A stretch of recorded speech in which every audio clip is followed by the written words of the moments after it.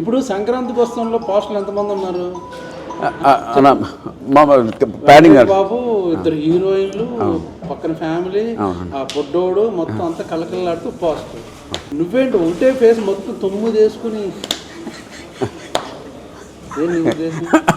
అన్న కాదన్న, కాదు మామూలు. ఇప్పుడు నేను బాబు అనే సినిమా మొన్న రిలీజ్ అయింది, అవును చూశానన్న. పోస్టర్లో నేను, నా ఫాదరు, నా కూతురు, నా కొడుకు, మా నాన్న, మొత్తం ఈ బ్యాచ్ అంతా ఉన్నాం. అది కలర్ఫుల్ ఫ్యామిలీ ఎంటర్టైన్మెంట్. సంక్రాంతికి వస్తున్నాం మొత్తం ఫ్యామిలీ.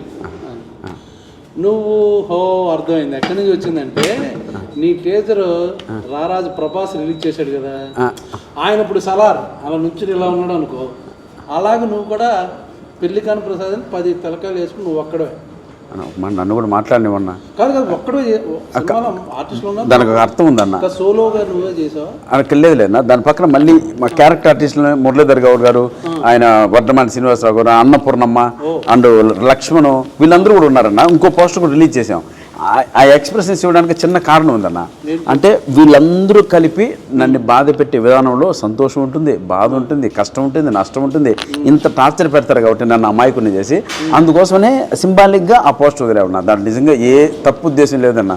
ఏనా ఏందేందో మీరు ఎంకరేజ్ చేయండి. నీలో ఒక టెంపర్మెంట్, కొంచెం బాడీ లాంగ్వేజ్, బాడీలో ఏదో కనబడుతుంది. ఎందుకంటే నీకు అంతకుముందు సినిమాకి ప్రమోషన్ ఎవరు చేశారు, ఈవెంట్కి ఎవరు వచ్చారు? పవర్ స్టార్ పవన్ కళ్యాణ్ గారు. ఇప్పుడు ఈ టీజర్ ఎవరు రిలీజ్ చేశారు?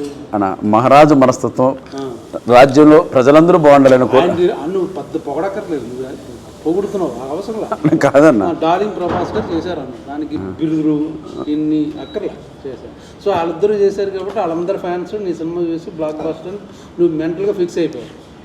లేదన్న, నిజంగా సినిమా కూడా బాగా వచ్చిందన్న, ఎంటర్టైన్మెంట్గా వచ్చింది. దానికి తగ్గట్టు చెప్పు